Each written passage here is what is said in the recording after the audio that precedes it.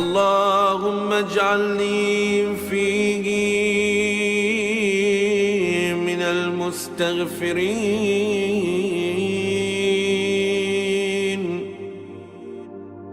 واجعلني فيه من عبادك الصالحين،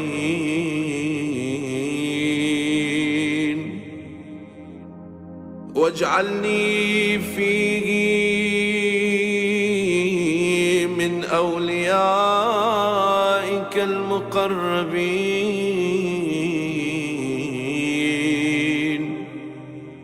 برأفتك